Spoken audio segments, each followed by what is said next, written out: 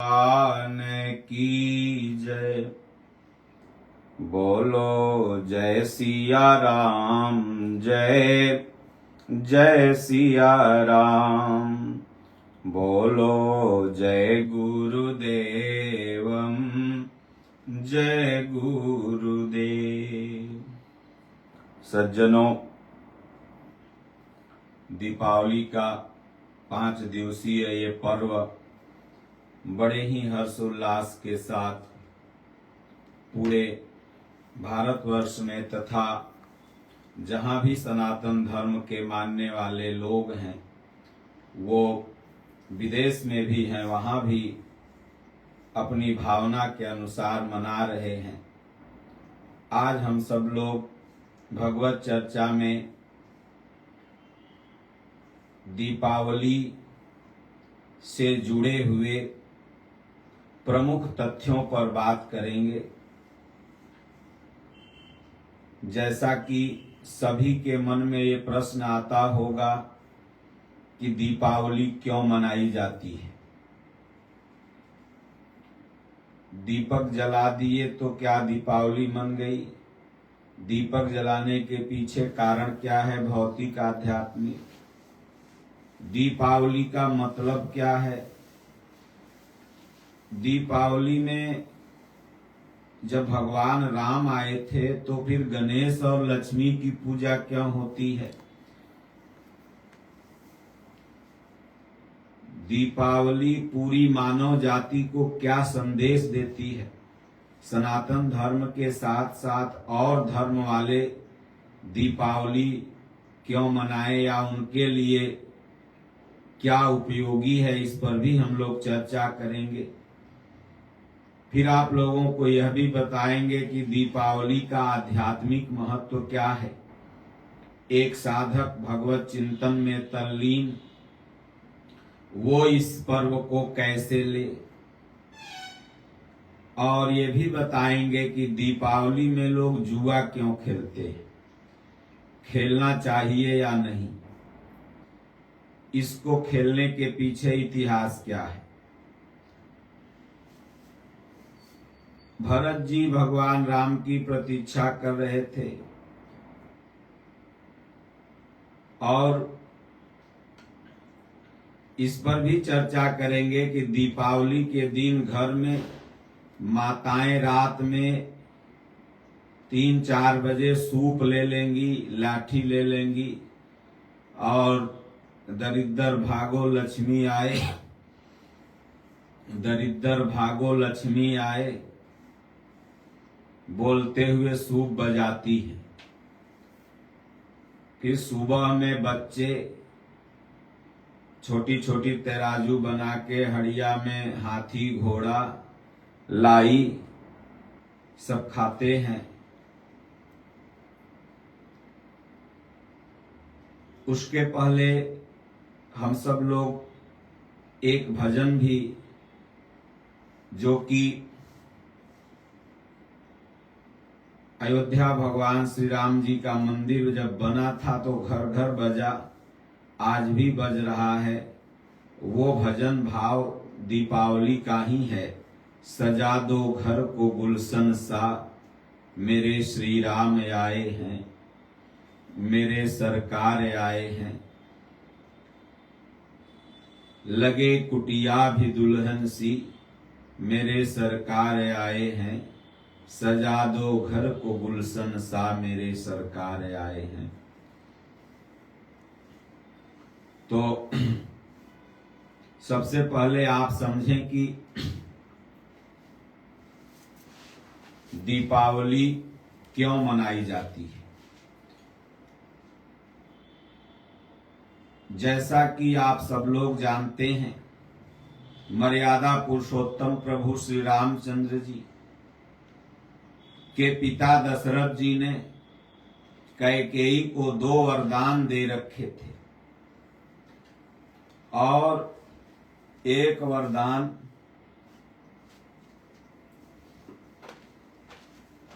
में कैकेयी ने भरत को राजपाट और दूसरे वरदान में प्रभु श्री रामचंद्र जी को वनगमन मांगा। भगवान जब वन में जाते हैं तो रावण नाम का आतताई जो मोह का प्रतीक है, वो माता जानकी प्रभु श्री राम जी की भार्या सीता जी का हरण कर लेता है। फिर भगवान सुग्रीव और वानरों की सहायता से हनुमान जी के प्रमुख सहयोग से सेतु बंध कर रावण और 1 लख पूत 1.25 लख नाती ता रावण घर दियान बाती मेघनाथ सहित कुंभकर्ण सहित सभी निश्चरों को मारकर विभीषण को अपनी शरण में लेकर पुष्पक विमान पर बैठ करके भगवान अयोध्या आगमन के लिए चलते हैं। जब अयोध्या नजदीक होती है तो भगवान श्री रामचंद्र जी केवट को वचन देके आते हैं कि हम लौटते समय तुमसे मिलूंगा। और केवट ने कहा भी था कि प्रभु फिरती बार मोहि जो देबा, सो प्रसाद मैं सिरधर लेबा। लौटते समय आप हमें जो देंगे वो लूंगा। अभी तो आप बन जा रहे हैं, अभी आपसे बस आज नाथ मैं काह न पावा, मिटाए दोष दुख दारिद दावा। आज तो आपकी सेवा कर मैं क्या नहीं पा गया। तो केवट से मिलना भी था और गंगा मैया की पूजा करना था सीता जी को। भगवान ने हनुमान जी को कहा, हनुमान जी भरत ने कहा है कि अगर 1 मिनट भी लेट हो जाएगा तो मैं प्राण त्याग दूंगा। प्रभु 14 बरस अगर 1 सेकेंड भी हो जाएगा, मैं आपके आदेशानुसार यह खड़ाऊं सर पे लेके जा रहा हूं अयोध्या। लेकिन 1 सेकेंड भी लेट होगा तो यह भरत प्राण त्याग देगा। भगवान ने कहा, जाओ भरत। हनुमान जी भरत को संदेश दो। हनुमान जी आते हैं तो बैठे देख कुशासन, जटा मुकुट कृष गात। राम राम रघुपति जपत, श्रवत नयन नयन श्रवत जल जात। राम राम जप रहे थे, जटाएं बढ़ गई थी 14 वर्ष में। तब हनुमान जी ने संदेश सुनाया। भरत जी कहते हैं, इस संदेश से बड़ा संदेश दुनिया में कुछ हो ही नहीं सकता। अब सोचिए, अयोध्या का लक्ष्मी क्या धन था, क्या खजाना था। भगवान श्री रामचंद्र जी तो अयोध्या से जब गए थे तो बस 1 वस्त्र पहने थे और 1 पोटली बना के रख लिए थे। कैकेयी ने माता सीता का मंगल सूत्र भी उतरवाने का प्रयास किया था। वो तो गुरु माता वशिष्ठ जी की पत्नी के कहने पर कहा कि अरे कैकेयी, इतनी भी तू निर्लज्ज मत बन। एक स्त्री का मंगल सूत्र ही उसका सब कुछ होता है, तू मंगल सूत्र भी उतरवा ले रही है। जो अवध से कुछ भी नहीं लेके गए थे, फिर भी 14 वर्ष अवध के लोग सारी सुख संपदा में थे, फिर भी रो रहे थे। क्योंकि अयोध्या के लक्ष्मी राम हैं, भगवान हैं। यह शरीर के अंदर जो आत्मा है यही अवध है, और इसमें अगर भगवान की भक्ति भजन न हो तो आप सब कुछ रहते हुए भी रोते ही रहेंगे। सब कुछ था लेकिन अवध के लोग रो रहे थे और हंसे कहिया जब वह विमान भगवान के देखे तब कहें कि देख विमान कोलाहल होई, जय रघुवीर कहे सब कोई। जैसे हेलीकॉप्टर आप लोग नेता मंत्री का देखते हैं तो कैसे हल्ला करते हैं, तो आज हेलीकॉप्टर है और लोग कहते हैं कि ये हेलीकॉप्टर जहाज दूसरे देश वाले बनाए हैं, टीआरपी लेते हैं कि दूसरे देश के वैज्ञानिक बनाए। बेवकूफों को पता ही नहीं कि 10 लाख वर्ष पहले भगवान राम हुए थे और इस देश में उस समय भी पुष्पक विमान था और वह पुष्पक विमान बिना पेट्रोल डीजल का चलता था और उसमें न जाने कितने आदमी बैठ जाएं पर भी एक सीट खाली रहती थी और वह सीट तब भरी जब भगवान राम बैठ गए।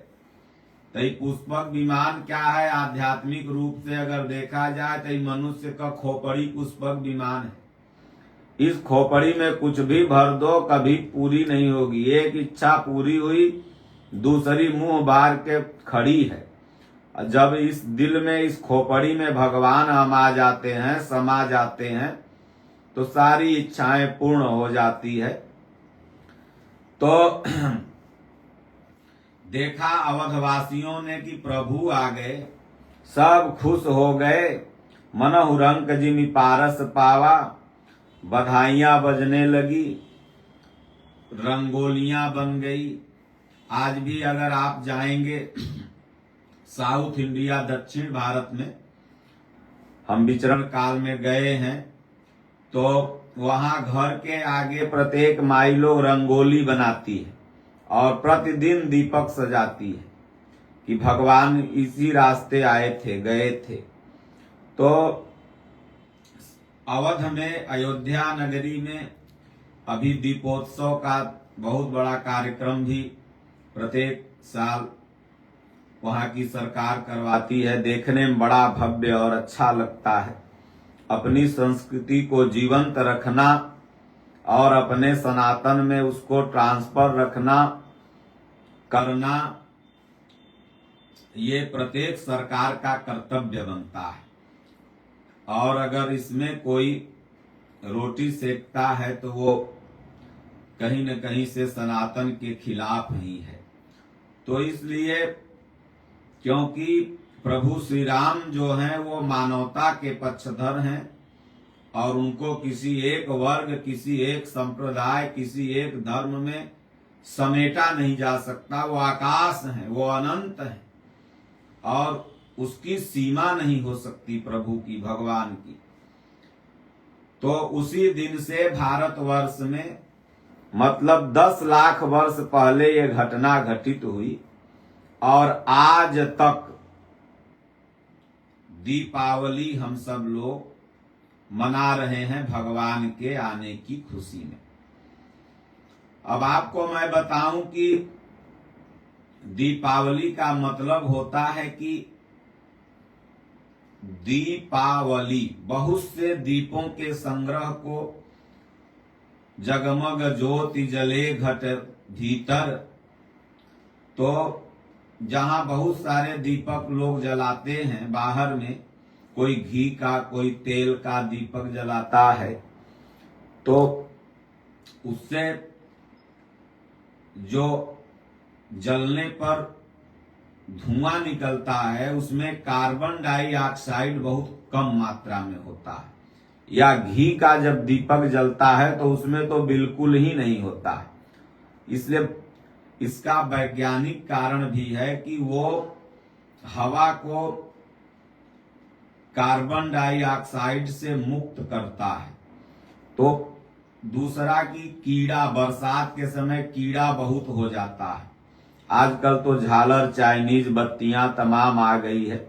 दीपक बहुत कम लोग देवी देवता के स्थान पर या अगल बगल लगाते हैं। मोमबत्ती भी जलता है। तो जो दिया के सामने कीटाणु सब इकट्ठा होते हैं तो जल जाते हैं। गोस्वामी जी ने मानस में लिखा है कि दीप शिखा सम जुअति तम।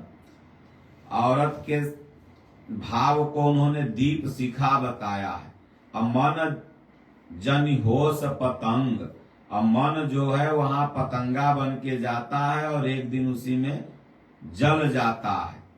इसलिए ये पतंगे, कीड़े सब जल के खत्म हो जाते हैं। इसका बाहरी महत्व। अब इसे हम अगर अंदर से देखें तो ज्ञान के दीपक, ये अपने अंदर ज्ञान का दीपक जलाना है और यही दीपक जब जलेगा तो ज्ञान ही गणेश है और आपका लक्ष्य जब मिल गया तो वही लक्ष्मी जी है। तो इसलिए दीपावली के दिन गणेश और लक्ष्मी की पूजा होती है, क्योंकि भगवान श्री रामचंद्र जी अयोध्या के लक्ष्मी थे। चले गए तो अवध वाले रो रहे थे। आज भी लोग कहते हैं कि हमारे घर में देखिए हमर पतोहिया लक्ष्मी है, जब से आई है तब से बरकत है। चाहे हमर जो घर में बिटिया हुई है, जब से हुई है तब से देखो घर में बड़ा बरकत है। लोग हर घर में कोई न कोई एक ऐसा पुण्यवान व्यक्ति होता है जिसे लोग लक्ष्मी मानते हैं। तो अयोध्या के लक्ष्मी कौन थे? भगवान राम। सब तो अयोध्या में था, फिर भी अवध वाले रो रहे थे। इसका मतलब अयोध्या से भगवान निकल गए। गोस्वामी जी ने कहा भी कि तहई दिवस जहां भानु प्रकाशु, जहां तहई अवध जहां राम निवासु, जहां राम निवास करने लगे वहीं अवध है। तो लक्ष्य आपका था परमात्मा। ज्ञान जब हुआ तो आप भजन करने लगे। काम क्रोध लोभ मोह राग द्वेष ईर्ष्या तर्क रूपी ताड़का तमाम निश्चरों से आप मोह रूपी रावण कामना रूपी मेघनाद, इससे आप लड़े और लड़े तो अपने लक्ष्य परमात्मा को आपने पा लिया। तो यही हुआ कि लक्ष्मी, तो गणेश लक्ष्मी की पूजा इसीलिए दीपावली में होती है। और कहीं भी पूजा होती है तो हमारे भारतवर्ष में सनातनी लोग सबसे पहले गणेश जी की और लक्ष्मी जी की भी साथ में पूजा करते हैं। प्रत्येक ऑफिस में, घर में, कार्यालय में, हर जगह, वित्त मंत्रालय में भी पूजा इसी तरह से होती है। दीपावली पूरी मानव जाति को संदेश देती है कि तुम दीपक की तरह जलो, आग मत बनो। आग जो होता है वो जला देता है और दीपक जो होता है वो रोशनी देता है। तो इसलिए आप किसी की रोशनी बने, इसलिए घर में दीपक जलाया जाता है, आग नहीं जलाई जाती। तो ये प्रभु श्री रामचंद्र जी दीपक बने थे। भगवान दीपक की लौ है। गोस्वामी जी ने कहा भी है कि परम प्रकाश रूप दिन राती तहन चाहिए दियाघृत बाती। भगवान परम प्रकाश है, दीपक है। इसलिए कोई भी कार्यक्रम होता है तो क्या होता है? दीप प्रज्वलित होता है। भारत में सनातन धर्म में आप कहीं मंदिरों में जाओ, अखंड कीर्तन भी होता है, देखते हैं अखंड ज्योति दीपक प्रज्वलित होता है। तो ये दीपक हमें संदेश देता है कि तुम रोशनी दो अपने जीवन में, अपने कार्यों से, अपने कुशल व्यवहार से, अपने चरित्र से। समाज में ऐसा काम करो जिससे कि समाज को रोशनी मिले। ये नहीं कि समाज जल जाए, आपस में लोग लड़ने लगे। तो ये दीपावली में भगवान श्री कृष्ण ने यही संदेश, भगवान राम ने यही संदेश दिया कि दीपक बनो, और भगवान खुद दीपक बने, दुनिया को एक आदर्श दिया। इसलिए प्रभु श्री रामचंद्र जी का एक नाम मर्यादा पुरुषोत्तम प्रभु श्री राम है। दीपक अपनी मर्यादा में रहता है, भगवान भी भगवान होते हुए अपनी मर्यादा में थे। बहुत से मूर्ख कहते हैं कि भगवान श्री रामचंद्र जी अंतर्यामी थे तो ये क्यों नहीं जान रहे थे कि सीता जी को किसने हरण किया। भगवान अंतर्यामी थे तो ये क्यों नहीं जान रहे थे कि लक्ष्मण जी को यह बूटी लगेगी और ठीक हो जाएंगे। भगवान अंतर्यामी थे तो ये क्यों नहीं जान रहे थे कि दशरथ जी कल उनको वन देने वाले हैं। इन्हें पता ही नहीं कि भगवान दीपक थे, नर लीला कर रहे थे, और नर लीला की एक मर्यादा है। आदमी कुछ नहीं जानता, कल क्या होगा, 1 घंटा बाद क्या होगा, ये हमें नहीं पता। ये हर इंसान के लिए है। बहुत से लोग भूत भविष्य वर्तमान जानने का बड़ा दावा करते हैं कि मैं जानता हूं, कुछ नहीं जानते। कोई बहुत से लोग पर्चा निकालते हैं, वो सब एक ढकोसला है। इंसान एक सेकंड बाद क्या होगा ये भी नहीं जानता है। तो इसलिए भगवान इंसान की लीला कर रहे थे, इसलिए सब कुछ भी जानते हुए ऐसा महसूस हो रहा था कि भगवान कुछ नहीं जानते थे। इसलिए तो माता सती को संदेह हो गया कि भला बताइए ये भगवान है और औरत के लिए रो रहे हैं। इसीलिए तो जंगल में ऋषि लोग कह रहे हैं कि जानत हूं कछ पूछो स्वामी, सब जानते हुए अंतर्यामी आप हैं और पूछ रहे हैं। तो इसलिए दीपक बहुत ही महत्वपूर्ण है। दीपावली का आध्यात्मिक महत्व जो है वह यह है कि आप अपने अंदर इस ज्ञान के दीपक को जला करके इन विकारों को नष्ट करें। दीपावली में घर के अंदर माताएं सूप लेके दरिद्र को भगाती हैं, लक्ष्मी को बुलाती हैं। एक बार एक कहानी से मैं बताऊं कि लक्ष्मी जी और दरिद्र में बाजी लग गया कि हम बड़ा कि तुम बड़ा। अब दरिद्र कहे हम बड़ा, लक्ष्मी जी कहे हम बड़ा। तब हुआ कि चलिए ब्रह्मा जी पंचायती करेंगे, फैसला करेंगे। तो ब्रह्मा जी के पास जब लक्ष्मी और दरिद्र दोनों गया तो ब्रह्मा जी कहे अगर लक्ष्मी का पक्ष लेते हैं तो दरिद्र नाराज हो जाएगा, तो ससुरा दरिद्र बना देगा, फिर हम इस सृष्टि का उत्पन्न कैसे करेंगे। तो विष्णु जी के पास गए, कहे भाई हम तू लोग का पंचायती नहीं कर सकते, जाओ विष्णु भगवान। विष्णु भगवान कहें कि अगर लक्ष्मी के पक्ष लेते हैं तो दरिद्र नाराज, दरिद्र का पक्ष लेते हैं तो लक्ष्मी जी नाराज हो जाएगी। तो जौनों गोड़ हाथ में तेल लगत है, विष्णु भगवान के पत्नी तो लक्ष्मी जी थी, तौनों भाग जाएगी छोड़ के नैहरा। आजकल औरत भाग जाए नैहरा तो मर्दाना दुए दिन बाद इतना मीठ मीठ बोलते फोन करके कहिया एबू का समाचार खैलू के न, और घरे रहते तो रोज लड़ाई करते गजो। तो भगवान विष्णु कहे भाई ये तुम लोग का पंचायती हम नहीं कर सकते। ब्रह्मा विष्णु मिलकर देखे कि शंकर जी के पास भेज दो। शंकर जी के न लक्ष्मी से काम है न दरिद्र से काम है, वो तो बैठे हैं मतवाला हैं, भांग धतूर पी के वो तो पंचायत करिए देंगे। लक्ष्मी नाराज हो जाएगी तो भी उनको न कोई दुख है, न दरिद्र नाराज होकर उनके का उखाड़ ले। जब उनके पास कुछ है ये नहीं है तो दरिद्र नाराज होकर उखड़बे का करी। तब लक्ष्मी और दरिद्र जी गए, दरिद्र जो था ना भगवान शंकर के पास। तो शंकर जी से कहा लक्ष्मी जी ने कि हम बड़े हैं भोलेनाथ। दरिद्र का नहीं भोलेनाथ हम बड़े हैं। भोलेनाथ कहें भाई लक्ष्मी का अगर पक्ष लेता हूं तो दरिद्र नाराज हो जाएगा, जौनो ही भांग वोंग पीसेला सील बट्टा वो खत्म हो जाएगा, दरिद्र बना देगा, तो फिर क्या रहेगा। और लक्ष्मी जी का अगर पक्ष नहीं लेते हैं तो लक्ष्मी नाराज हो जाएंगी, बड़ा दिक्कत है।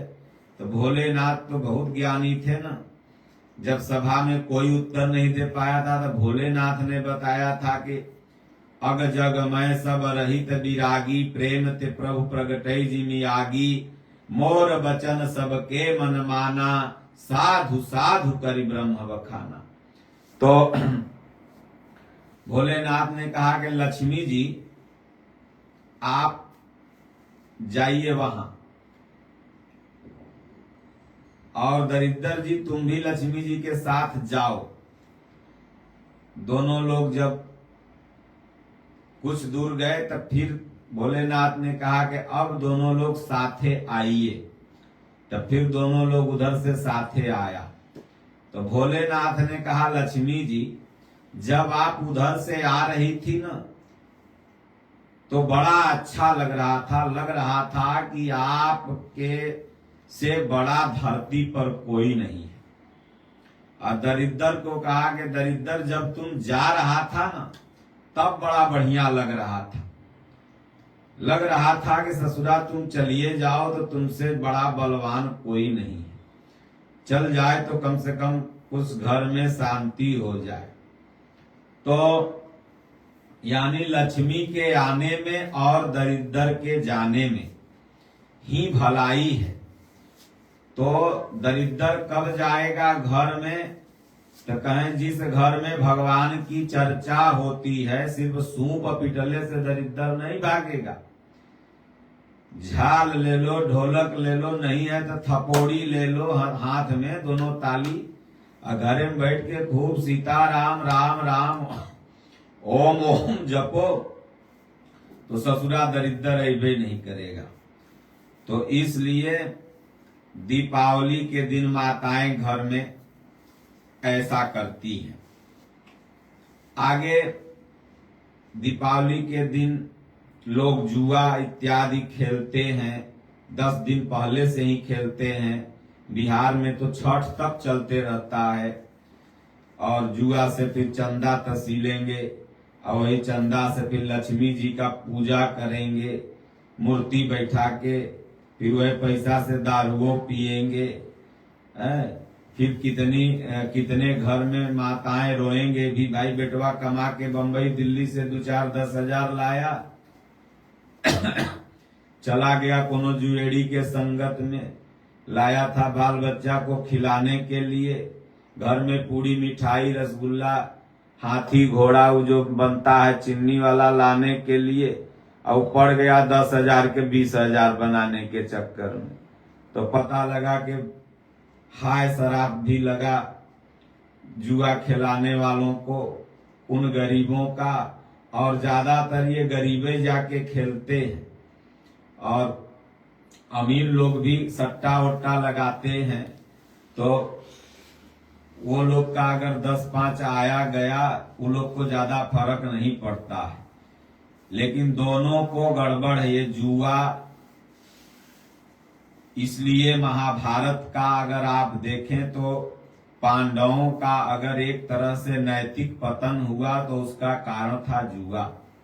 जुआ के चलते वन में जाना पड़ा, जुआ के चलते अपनी पत्नी को दांव पर लगाना पड़ा, जुआ के चलते दासत्व को ग्रहण करना पड़ा। तो ये जुआ क्या है? तो पूज्य गुरुदेव भगवान हमारे कहते हैं कि ये प्रकृति में रहते हुए छिप कर के भजन करना ही जुआ है। लोग कहते हैं कि भजन करना भी एक जुआ है, क्योंकि भगवान मिलेंगे कि नहीं मिलेंगे इसकी गारंटी नहीं है। कबीर साहब ने कहा, चढ़े तो चाखे रामरस, गिरे तो चकना चूर। तो जुआ नहीं तो क्या है? अगर भजन करते बन गया तब तो मिलेगा रामरस, भगवान मिलेंगे।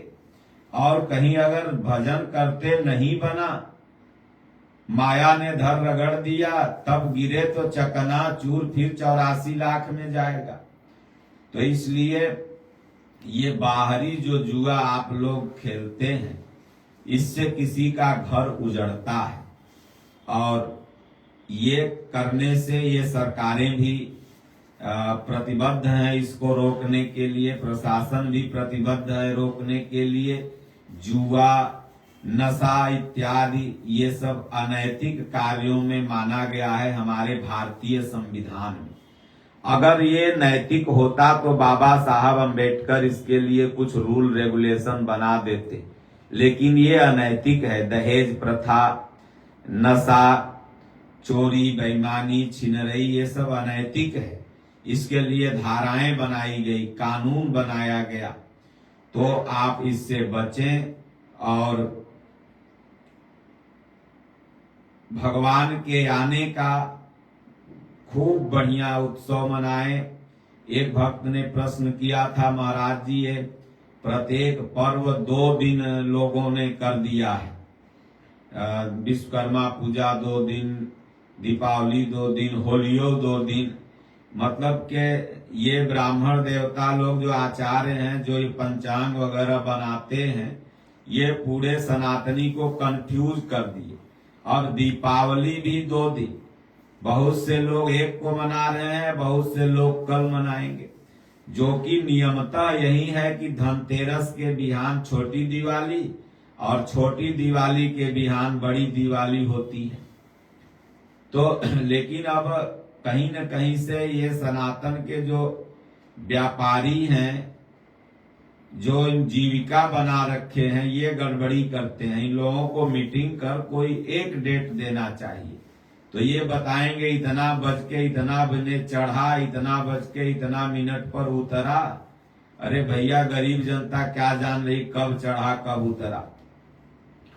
तो इसलिए तुम ही एक डेट बता दो कंफ्यूजन दूर करके।